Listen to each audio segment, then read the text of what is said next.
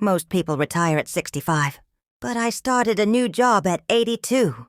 My name is ElizabethBrooks, and this is the story of my first day. My name is ElizabethBrooks, and I'm 82 years old.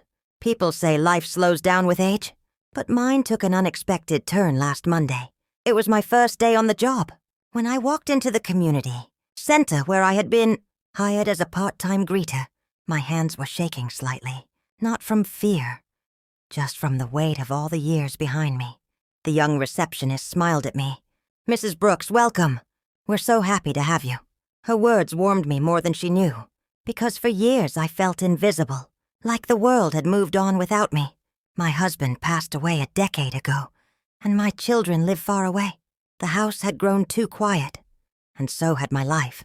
That's why I applied for the job. As I pinned my name badge, Elizabeth B., I felt a little spark in my chest, a feeling I hadn't felt in years. Purpose. My shift started at 9 a.m. I stood by the entrance, greeting every person who walked in. "Good morning. Have a lovely day. It's nice to see you."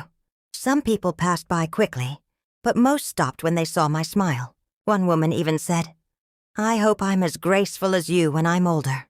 I laughed. Graceful was never a word I used for myself, but there was a moment that made my whole day unforgettable. A little girl, maybe 7 years old, walked in holding her mother's hand. She looked at my white hair and wrinkled hands and whispered, "Grandma?" Her mother apologized immediately, but I bent down slowly and said, "It's all right, sweetheart. I'd be proud to be your grandma." The little girl hugged me, just a small hug, but it filled a part of my heart that had been empty for years. By the time my first shift ended, I wasn't tired. I was alive.